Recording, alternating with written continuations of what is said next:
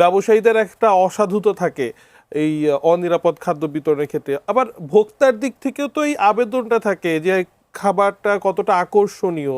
চালের ক্ষেত্রে অনেকটা পলিশের কথা বলা হচ্ছে, শাকসবজি কতটা চকচকে, হয়তোবা সেটা একেবারে অরিজিন অবস্থাতে থাকলে অতটা আকর্ষণ করছে না। এটাকেও কি ড্রাইভ করছে এই আনসেফ ফুড প্রোডাকশন বা বিতরণের পুরো প্রক্রিয়াটাকে?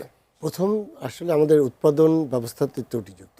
আমরা আসলে সবজি নিয়ে বেশি আলোচনা করছি, কিন্তু আমরা কিন্তু মাছ এবং প্রোটিন যেটা আমরা বলি যে গরুর মাংস বা এই ধরনের যেগুলো আমাদের কাছে আসে, বিশেষ করে ব্রয়লার মুরগির ফিডটা যেটা আছে, এবং এটা আমাদের বিভিন্ন পরীক্ষাগারে আমি যখন সরকারি ছিলাম বিভিন্ন পরীক্ষাগারে পাঠিয়েছি।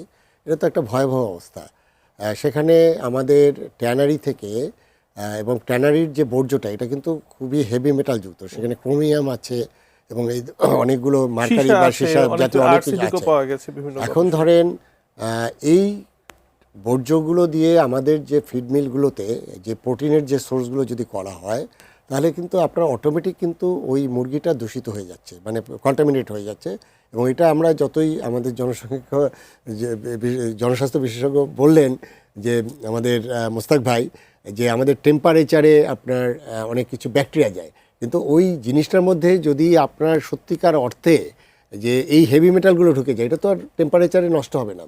এবং এই কারণেই যেটা হচ্ছে যে ভয়াবহ অবস্থা, সেটা হলো যে আমাদের স্বাস্থ্যের যে অবস্থা আছে, বিশেষ করে নন কমিউনিকেবল ডিজিজ। মোস্তাক ভাইরা যখন কাজ করতেন তখন তাদের ফোকাসটা ছিল আপনার কমিউনিকেবল ডিজিজ, যে ম্যালেরিয়া দূর করা, আমাদের টাইফয়েড দূর করা।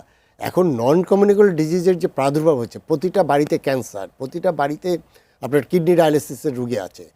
এইটার কিন্তু একটা বড় কারণ হলো এটা।